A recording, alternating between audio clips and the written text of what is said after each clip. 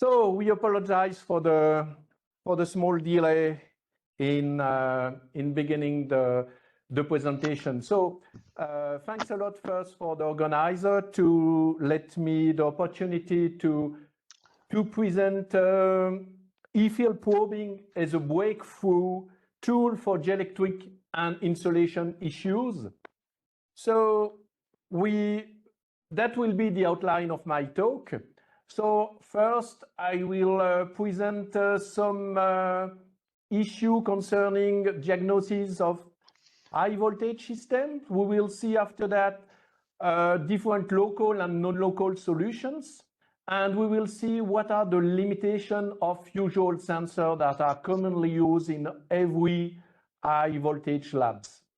Then I will show how optical antennas that we have developed and that we commercialized can lead to a breakthrough in diagnosing high voltage systems. And for that, I will give two application examples, one concerning the localization of partial discharge on high voltage connectors, and another application concerning the overshoots on a three-phase motor driven by PWM before concluding. So first, let's see what are the issues concerning the diagnosis of high voltage. So indeed, when dealing with high voltage, it's not exactly the same as in other science domain or industry sectors. As contrary to other domains, you have a high risk of injury and life hazard due to the energy. You always need some very cumbersome fail-safe procedures to avoid life hazard, and you need qualified and authorized person, and for that reason, diagnosis on high voltage system is really time and cost consuming.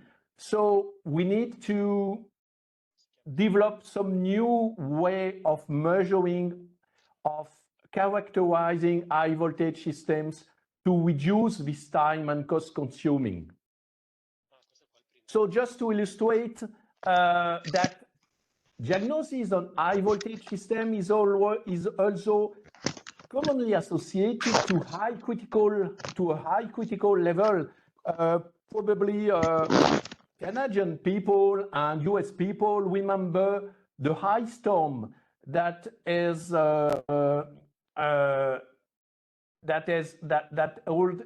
held in 1998 with a dramatic breakdown of the high voltage power grid in Canada.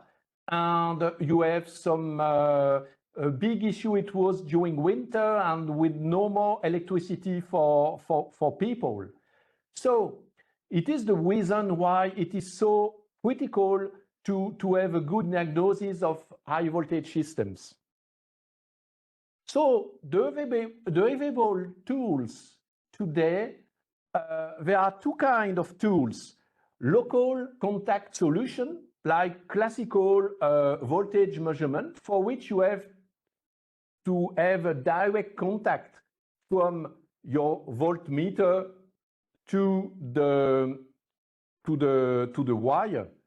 So in high voltage, this is carried out using classical high voltage current transformer and voltage transformer.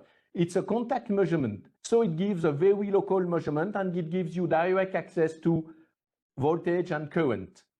And the other tools concern non-local and contactless solution.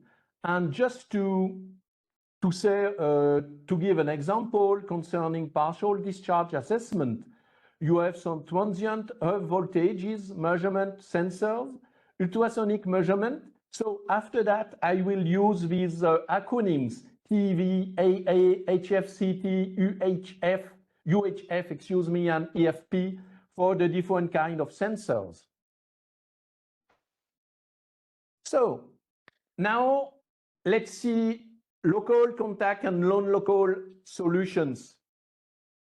For local and contact solution, you have the very classical voltage and current transformer. Like here, you have some current transformer on that picture. It's very costly. It requires huge installation time. So you do that only in a transformer node in the power grid. And the installation, of course, is completely not compliant with live power grid.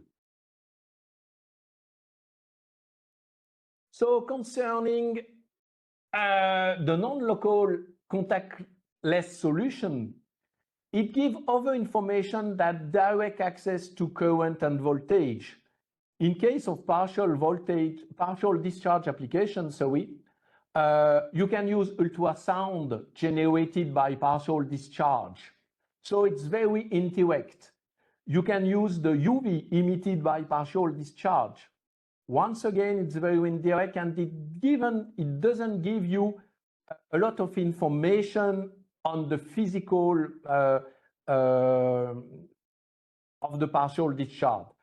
But if you make the measurement of the E field, it is directly related to the partial discharge. So this is much more relevant to have as a good sensor for partial discharge, for example.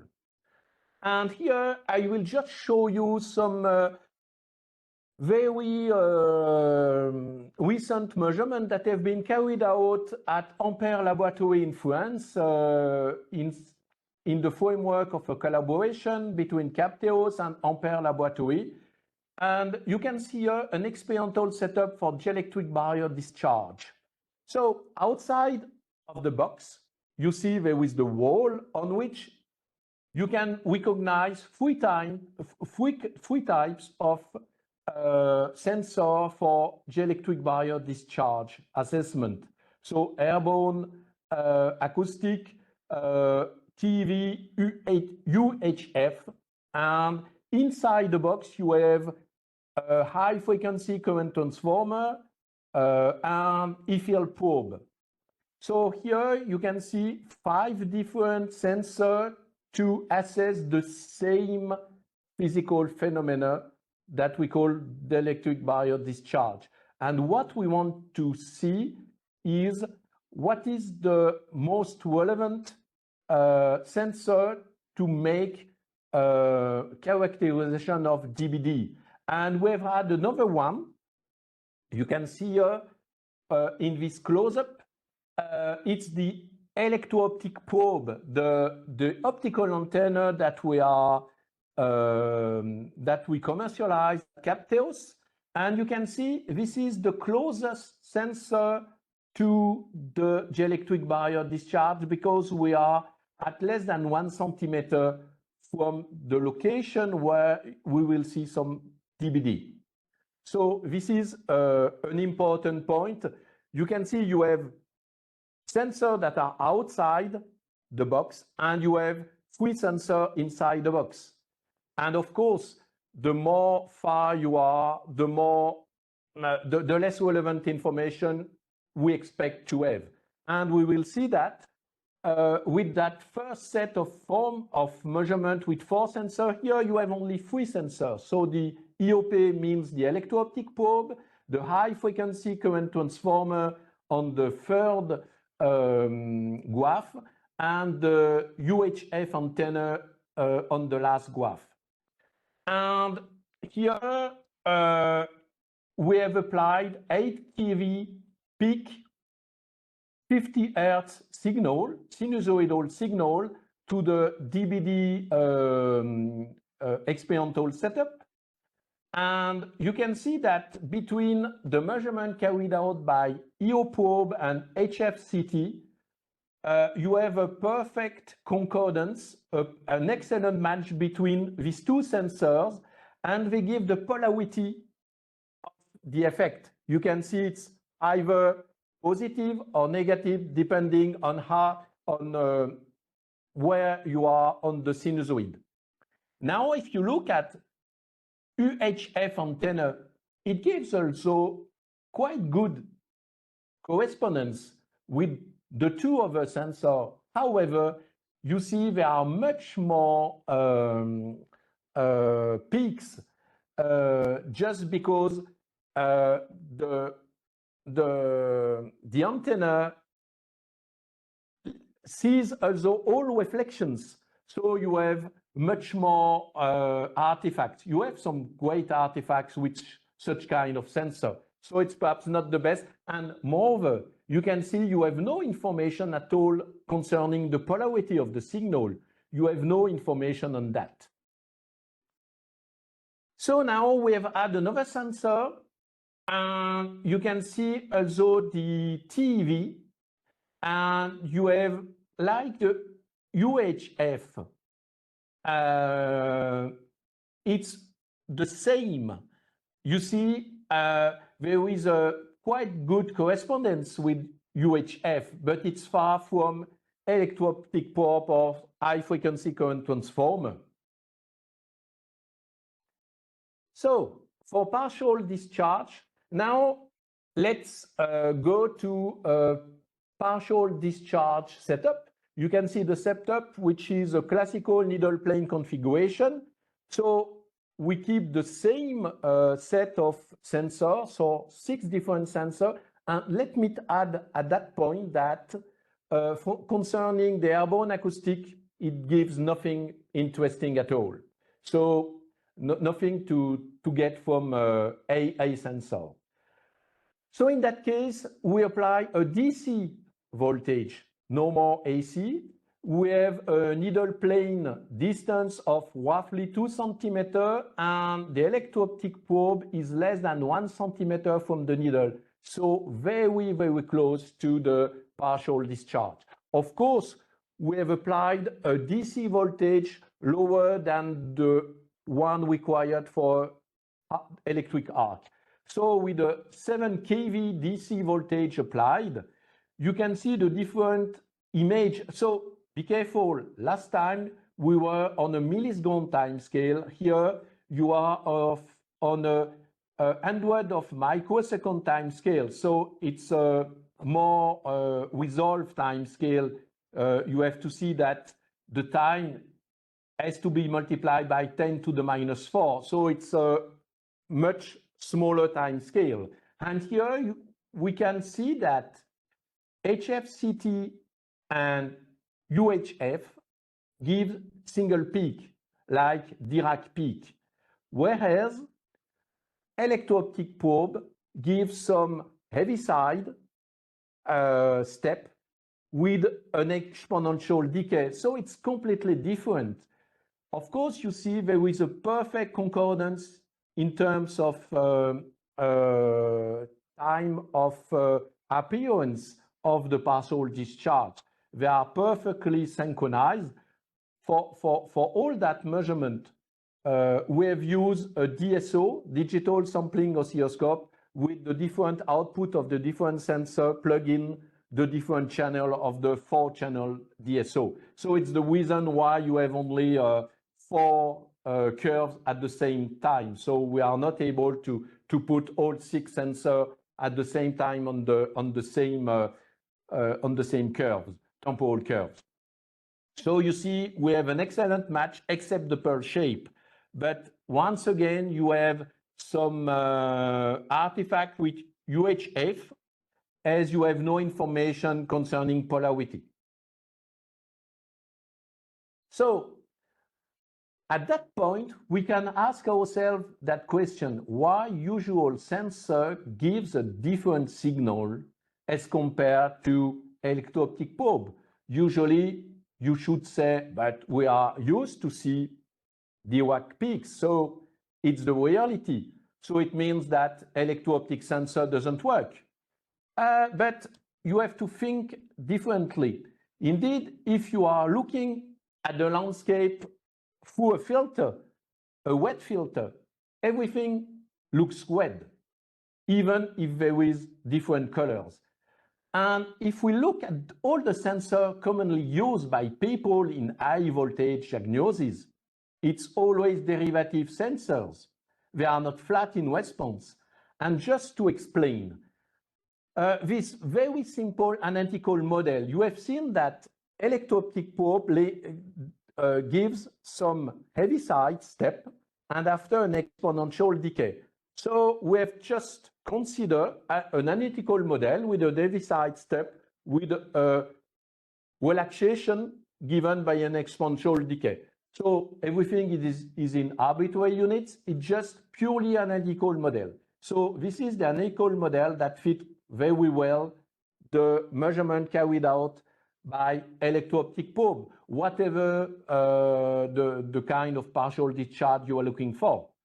Now, let's see classical sensors that are used. It could be E-field probe. The E-field probe that is used here was an Aronia E-field probe. It could be high-frequency current transformer, whatever you want.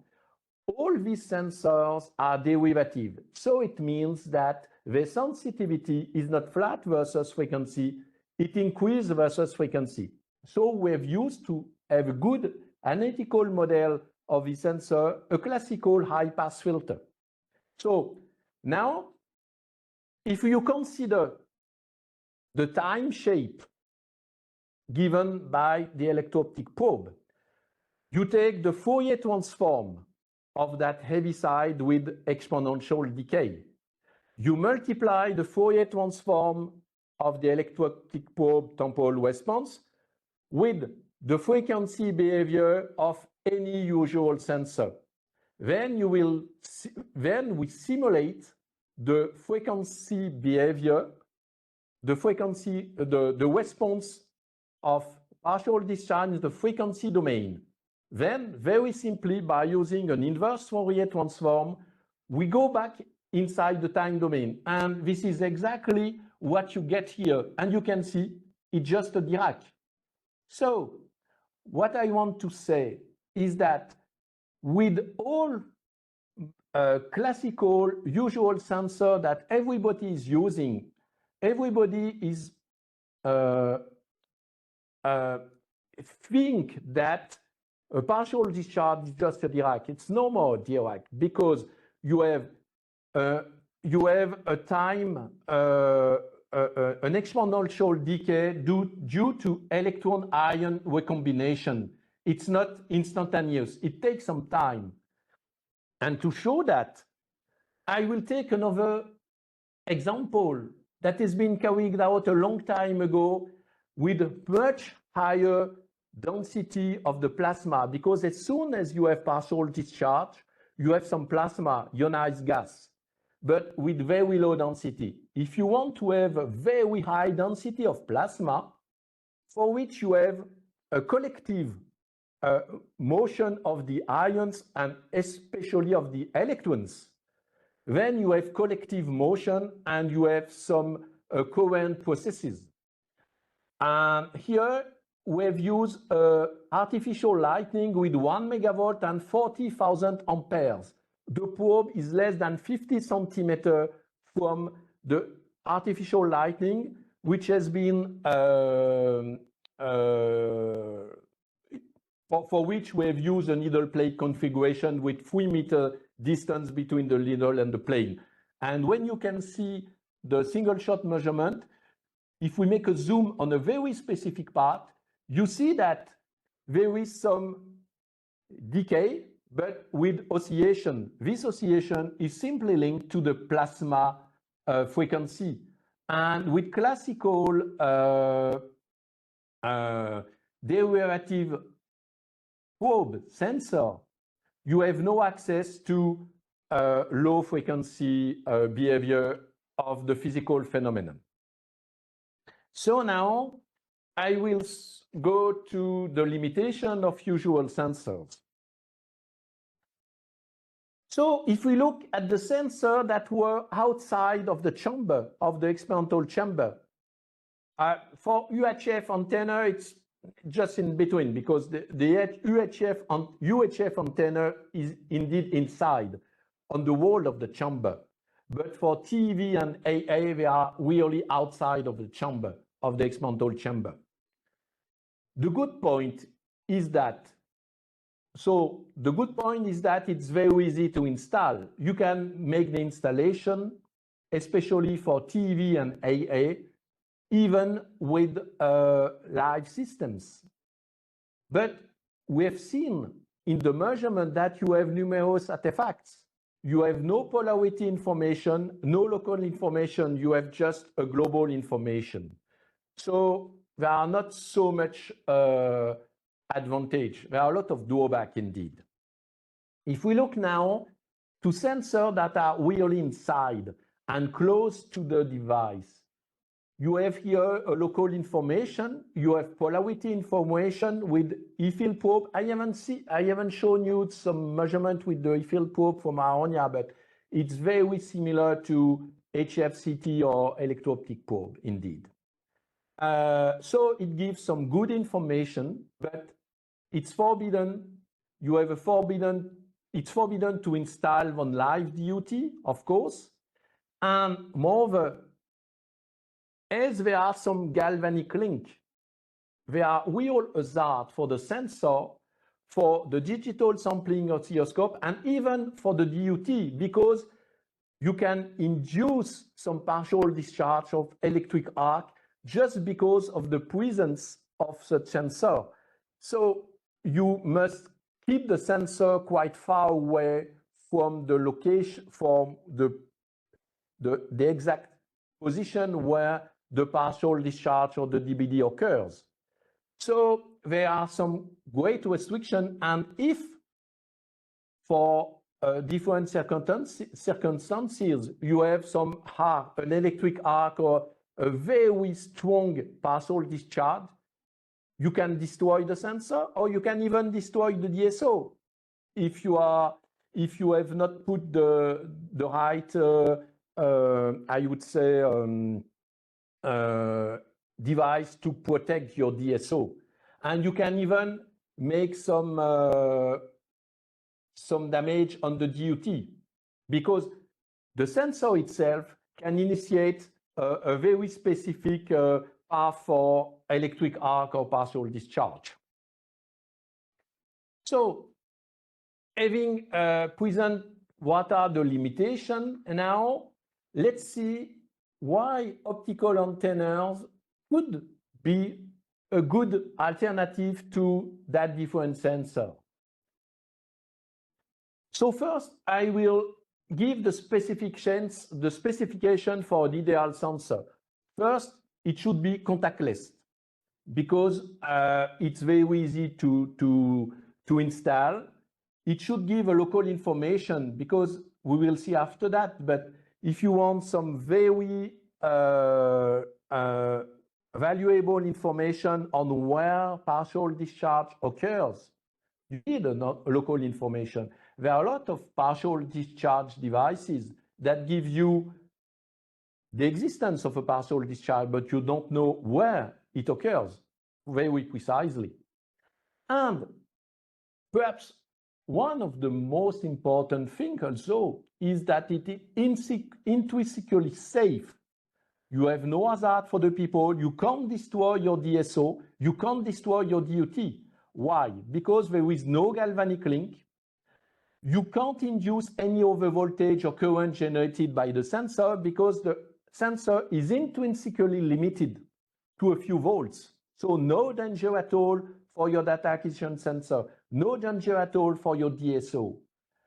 And you give no increase of partial discharge appearance, because the sensor is built in ultra high rigidity materials like quartz, like alumina. So it's much more insulating than air or a lot of different material used classically in high voltage devices. So for all that reason, it is very interesting.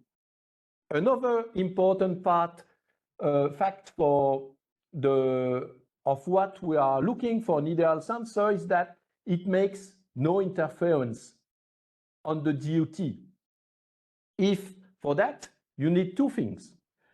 You need that the relative permeability of the sensor is close to 1, because you will substitute air, or substitute oil transformer, or substitute SF6 in high pressure by a sensor. So if you want to keep the same distribution of the E field, the electric field of the magnetic field, of course, you need that the sensor relative permeability becomes 1. Concerning now the relative permittivity of that sensor, it should be, of course, the same as the medium in which you put the sensor.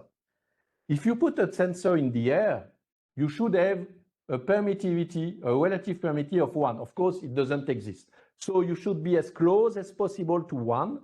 If you are making measurement in OI transformer, you should have the same permittivity of the OI transformer and so on. One of the most important things also is to get an ultra-wideband and flat response, and to be able to make absolute measurement, to have a confirmation of electromagnetic simulation when you are making the design of a new high voltage devices. You use commercial softwares that make the simulation, and you take some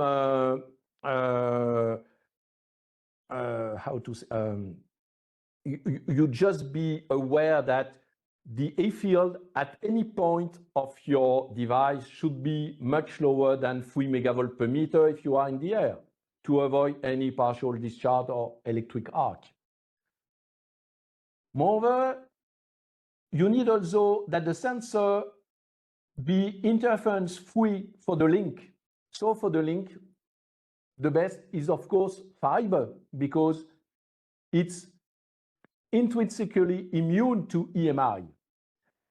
Last thing, it should be a small sensor compliant with its use in any medium and any field strength, even more than the air field, the air breakdown, which is 3 megavolt per meter in air.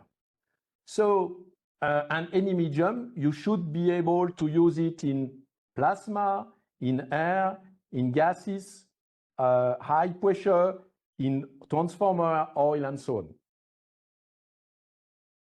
So for that, we have developed a sensor based on electro-optic effect, on Pockels effect. It's a very old discovery made by Mr. Pockels in 1893. So it's a real long time ago.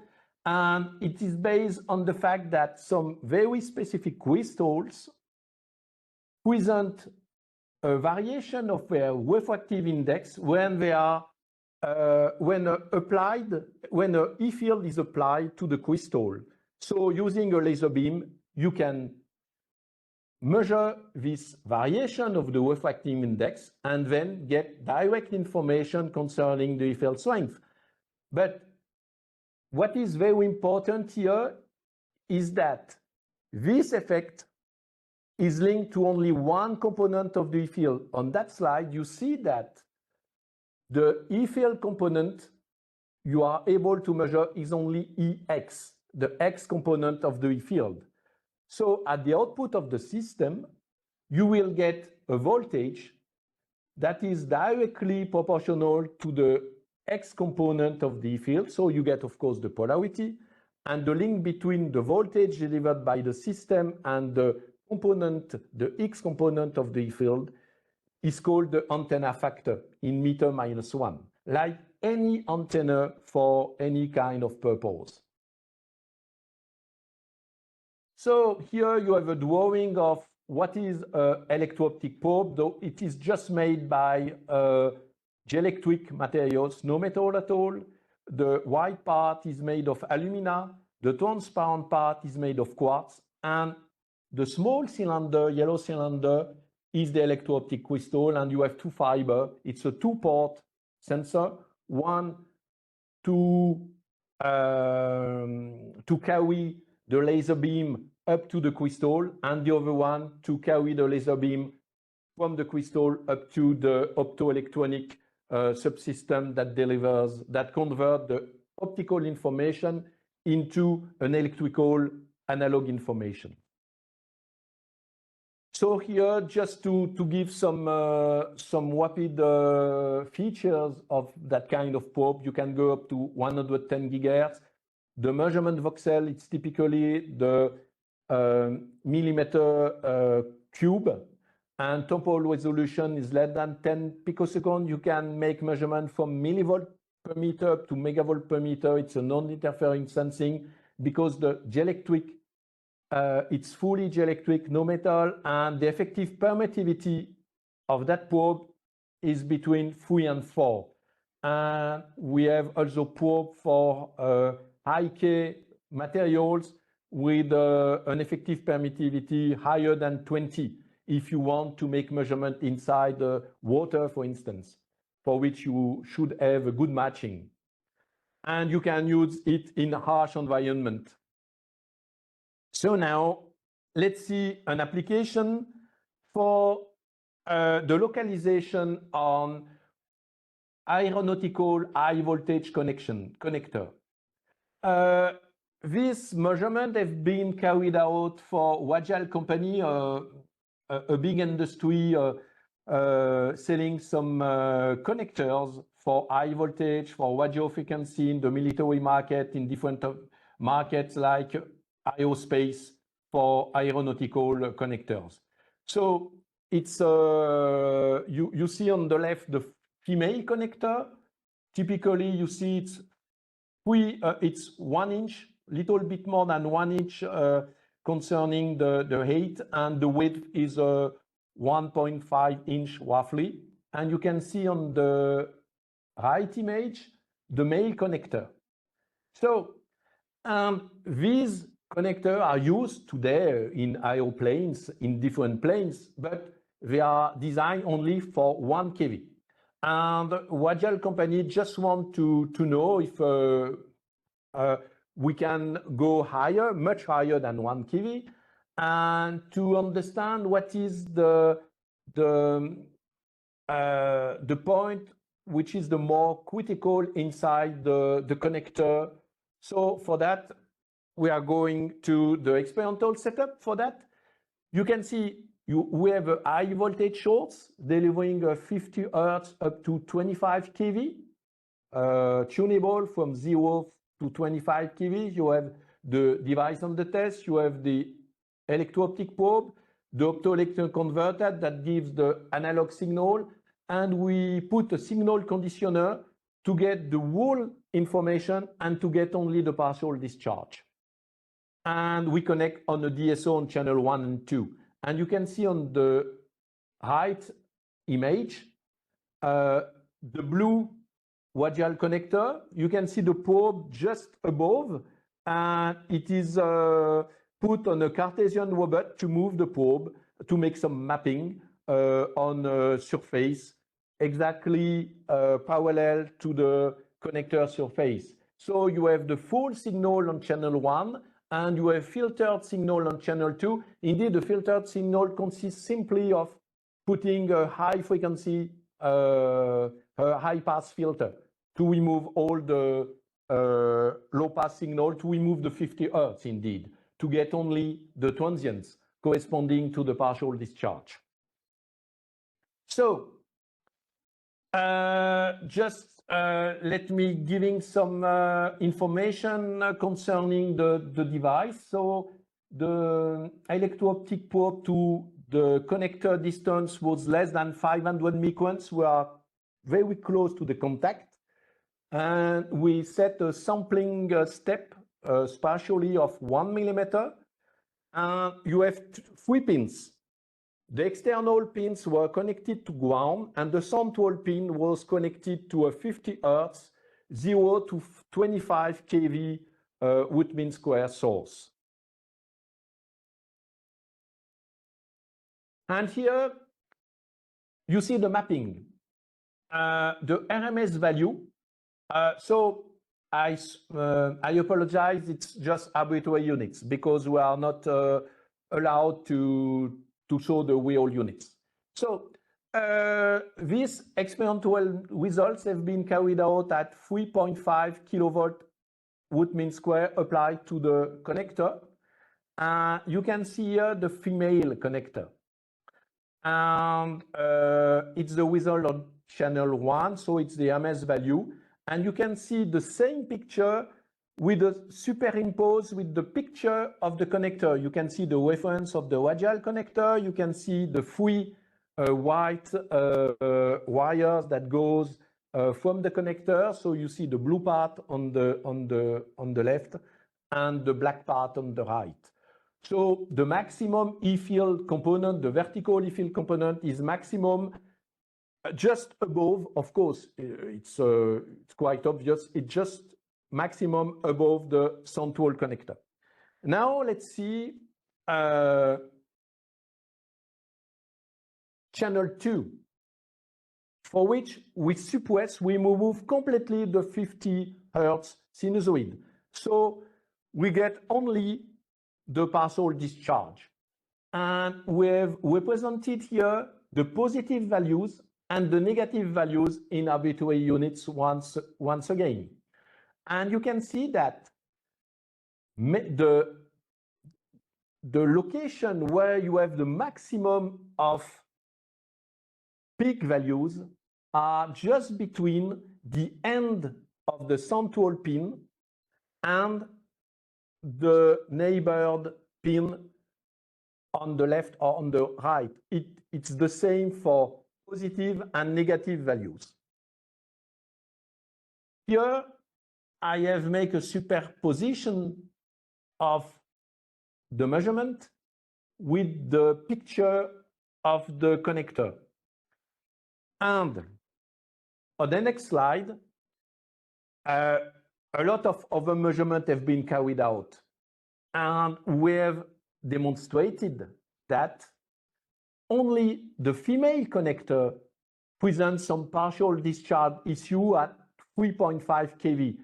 We have seen no partial discharge even at 3.5 kV, so it's 3.5 times the nominal voltage for the male connector, no issue at all.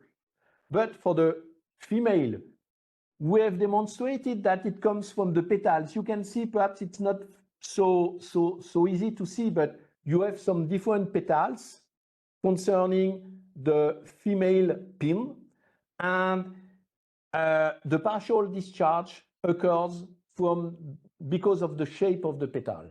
And we have demonstrated also that the partial discharge voltage threshold is roughly 1.9 kV. So now I would like to illustrate another application which concerns the simultaneous and contactless measurement of the overshoot on the free phase on an industrial motor. So this work has been done for a detachable chairlift in a ski resort near the Swiss border. So it's quite a harsh environment because you have an industrial motor, 0.5 megawatt, with a hard vibration, with wind, with temperature below zero. We are at 2,000 meters high. And why we have done that diagnosis? Just because they've broken 3 motors in less than 2 months. And it's one of the biggest chairlift in this ski resort. So they change 1 motor, they change same issue, electric arc between coil windings. So they change the second time the motor and 3 times the motor. And they ask for the manufacturers of the speed controller of the motors. They change the manufacturer of the motors. And finally, we have made a diagnosis on that. And to understand what is the cause of the broken of the 3 motors broken in only 2 months.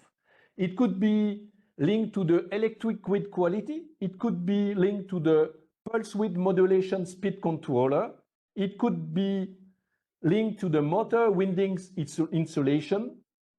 And for that, of course, we need to make, when they install the 4th motor, they ask us to make an in situ check directly on the engine, working engine, and on any point of the installation to see what's going on. So first, We've made some measurement. You see here two probes. Indeed, I will show the measurement only with one of the two probes. And you can see the quality of the voltage delivered by the power grid at the entrance of the installation, of the chairlift installation. So we are making directly measurement on the power grid bus bar. And you can see a lot of harmonics. We are far from a sinusoid, but it's in the norms. It's compliant with the norms, so nothing to say. So we can go deeper in the system.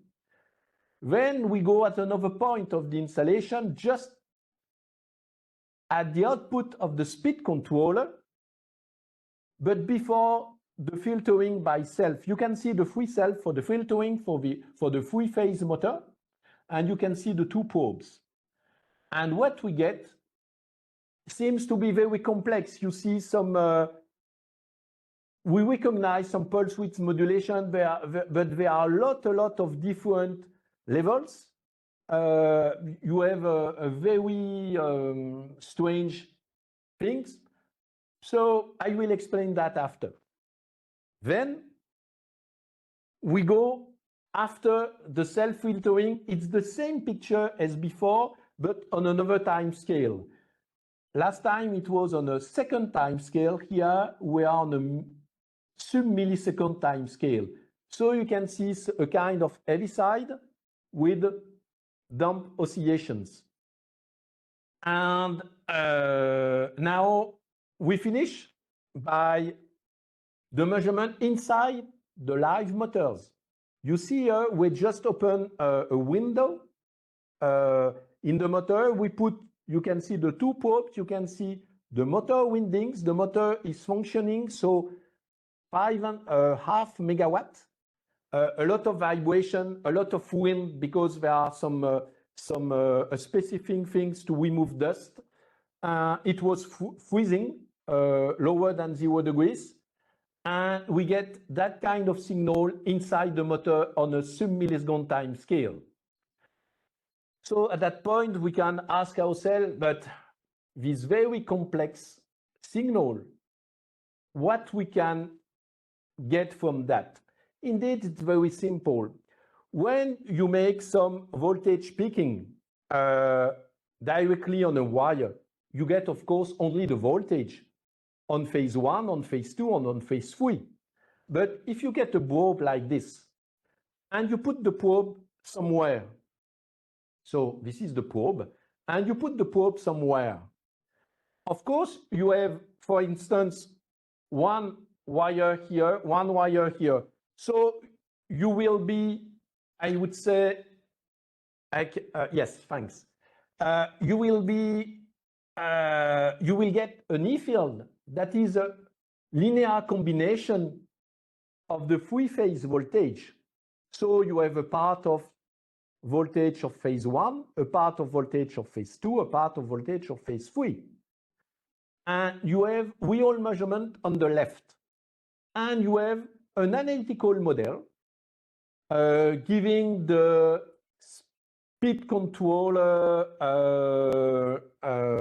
specifications, and to have a rather good adjustment between the analytical model and the measurement.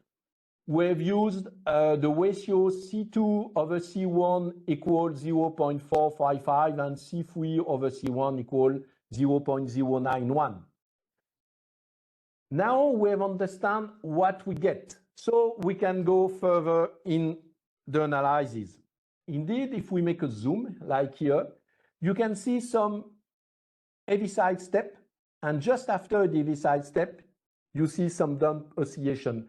This is a close-up of the simulation. Indeed, as it's pulse width modulation, and we know that the pulse width modulation use 1035 volt heaviside step. So we are able to say that for each step, you have a scale that corresponds exactly to 1035 volts.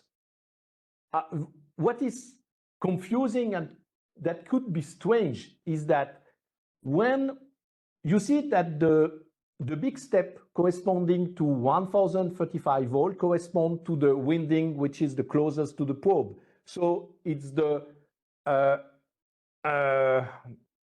higher coefficient of the linear combination C1. For C2, we see the voltage of another winding, but it's far away from winding 1. So it's the one on the right. So you can see that 1035 volt is smaller.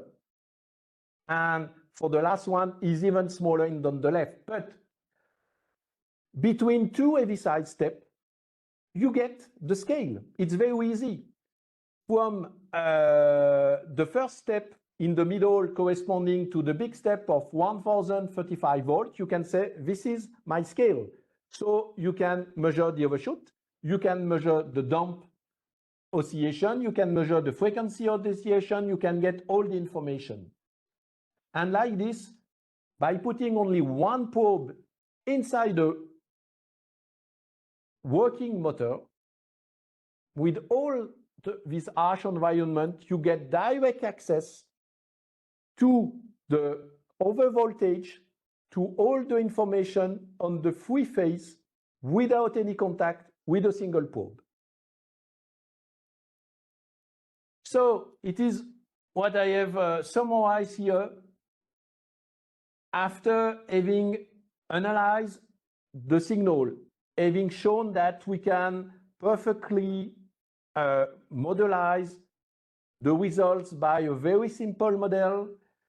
We know now that we can make straightforward measurement of voltage overshoot in case of pulse width modulation with one single record, with one single contactless probe, and get direct measurement of the overshoot voltage on the free phase at the same time.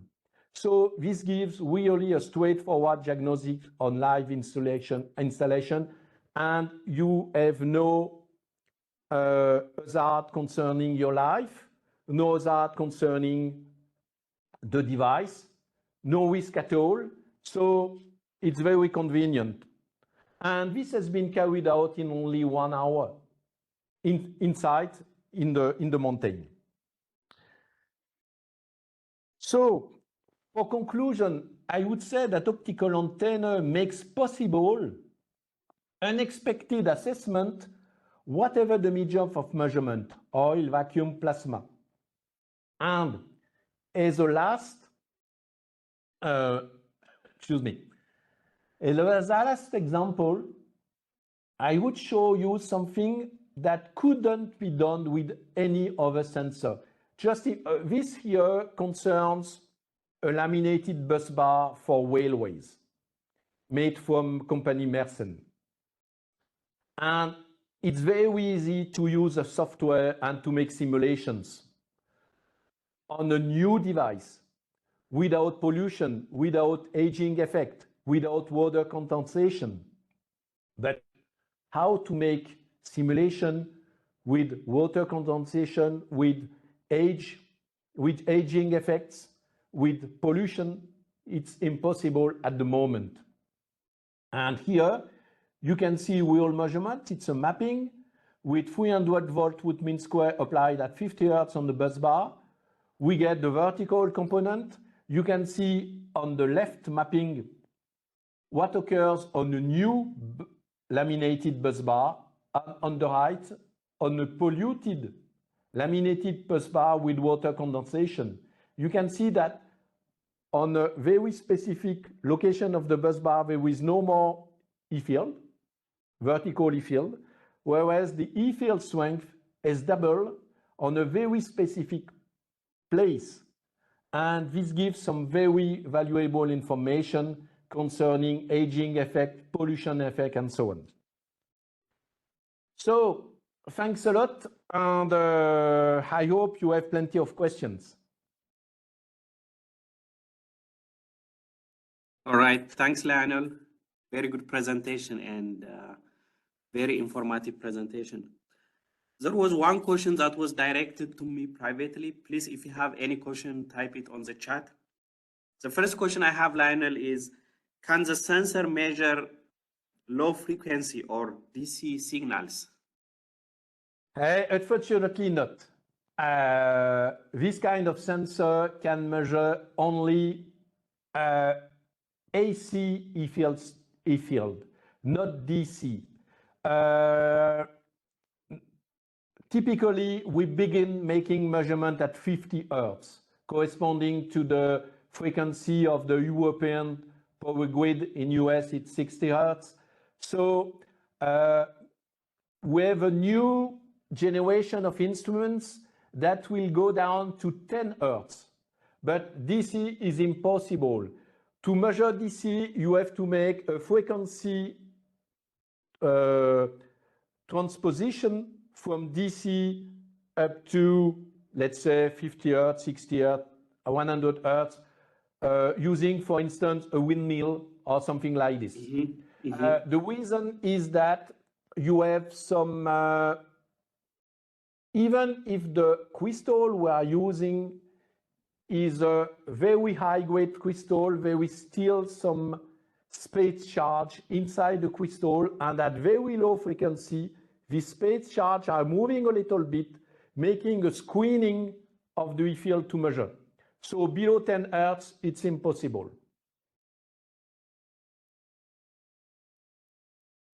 All right, thanks.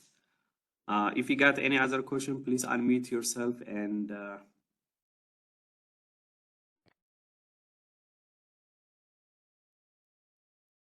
David Agnew, what is the cause of the motor failure at the ski lift? Can you repeat, because I haven't heard you. Or can you speak a little bit higher? Okay, yeah. What type of modification would it be required to utilize the E-probe at frequency below 0.1 hertz? I think he answered. To go very low in frequency, to go down to DC.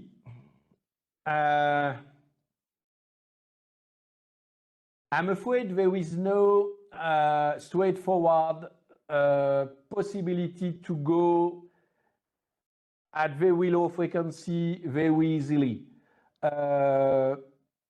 We've shown by putting a small rotating high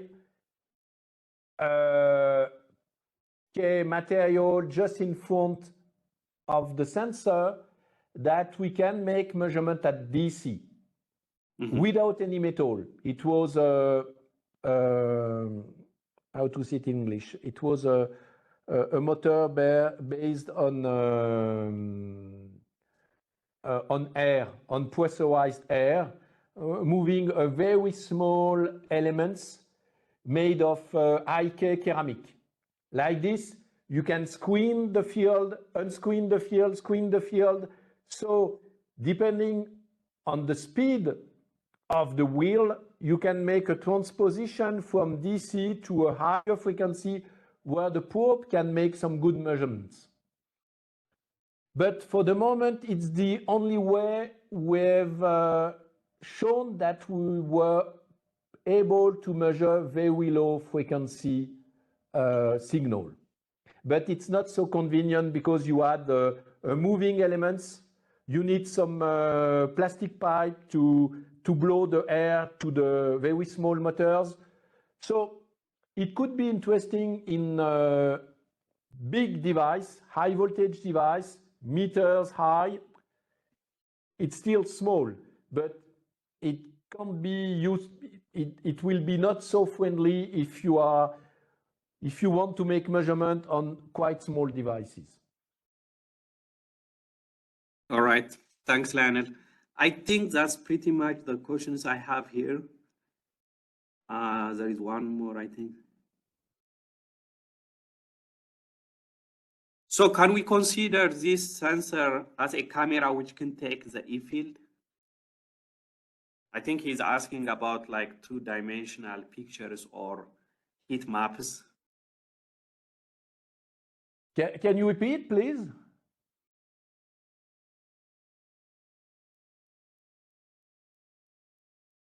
Hold on. People are typing, so the questions are moving. Okay, can this sensor be used to measure PD at cryogenic temperature and high gas pressure? Indeed, I will move a little bit because the loudspeaker is quite far where I am seated, and my ears are not so good. So, can you just repeat? The question was, can this sensor be used to measure PD at cryogenic temperature and high gas pressure? Yes. To make measurement in high gas pressure, like SF6, gas insulating switchgear, or yes, of course. For that, we will use another sensor with a specific high pressure or vacuum fit-through that permits to, it is based on KF16, very classical vacuum fit-through or high pressure fit-through. We can go up to 40 bars, not more than 40 bars. And if you have a KF16 fit-through access, then you can put a probe inside a high pressure gas like SF6 or another gas, and you can make measurement inside pressurized high voltage device like gas insulating switchgear. Yes, of course.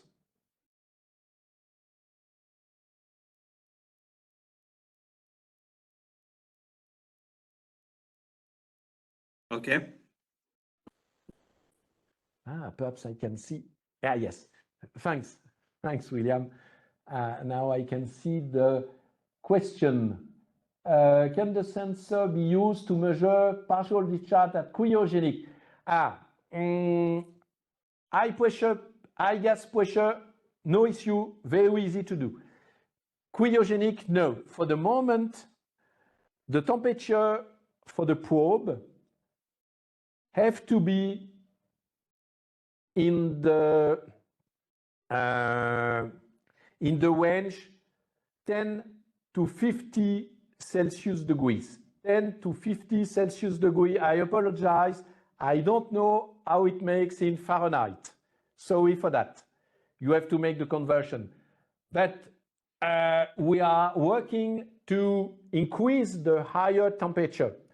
For cryogenic temperature, we've made a test a couple of months ago. We go down with a very specific probe for Air Liquide company in France, down to 8 Kelvin. And the probe was still alive, but with a much lower signal. So I think as the market concerning measurement at very low temperature is very small, I'm not sure we are going to make a lot of research and development on that low part of the temperature, but on the higher part, we are working on that because we have a lot of people who want to make measurement at much higher temperature, like in high voltage transformer, inside oil, in different devices for which the temperature can go up to 100 Celsius degrees or even more.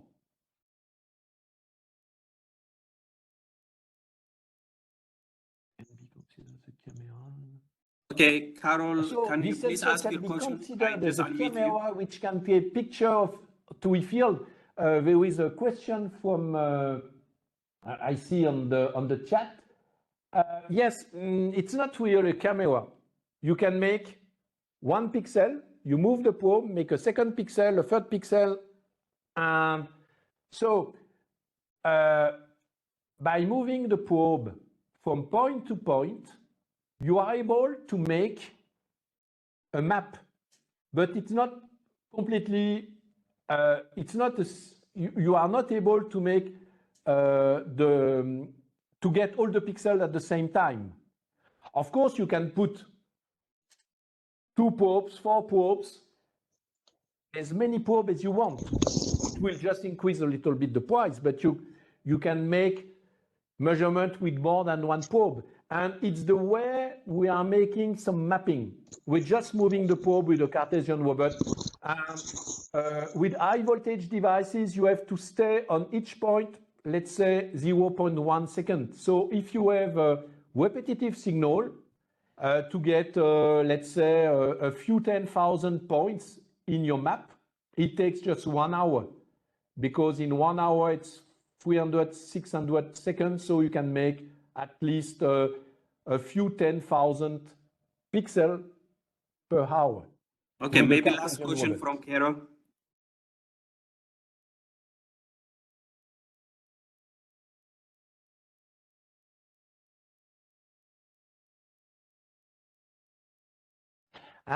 What was the failure on the second half megawatt motor? It was the same. It was electric arc between windings. And indeed, they changed the motor. They've bought a motor for which the price is twice the price of the previous version of the motor. And the diagnosis Capteos has made for that ski resort at the end was that it was a winding insulation issue of previous version of motors, because the overshoot generated by the speed controller was totally in the norms, compliant with the norms. So we can't say that there is an issue concerning the over voltage, the overshoot generated by the speed controller. Indeed, unfortunately, they were not lucky. They changed the motor by the second motor, for which the winding insulation was not so good. They bought another one, it was the same. And at the end, they just buy a much higher grain motors. And okay. Up to now, it's working perfectly, and they have no more issues. Okay, one final question, Lionel. There is one final question from Carol.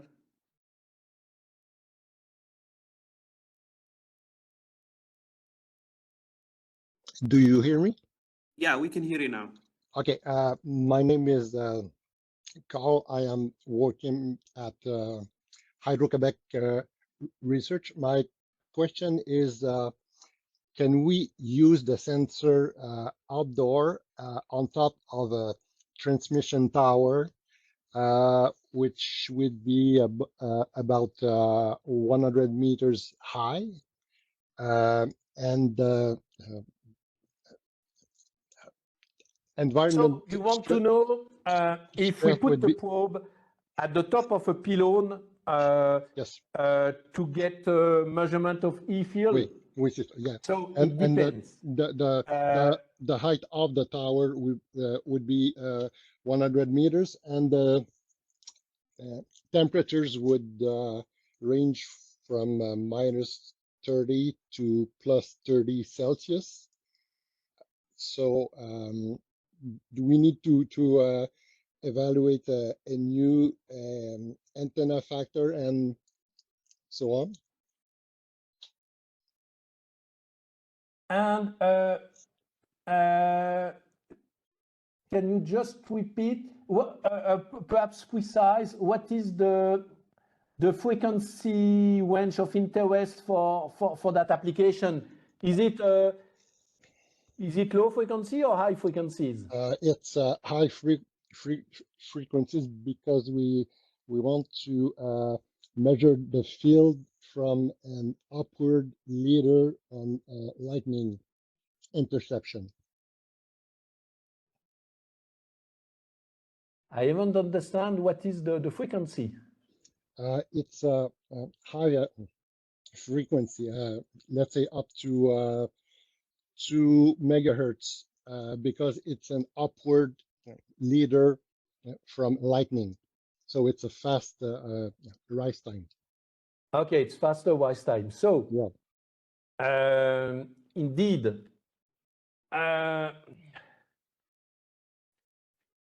you can have a remote,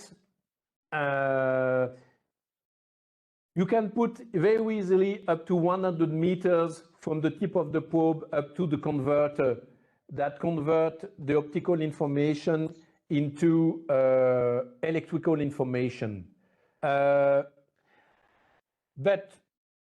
I would be not so optimistic if it's for very low frequency range, because you could have, if you have some vibration of the fiber exactly at the same frequency as the one of your signal, you can have some very small artifacts.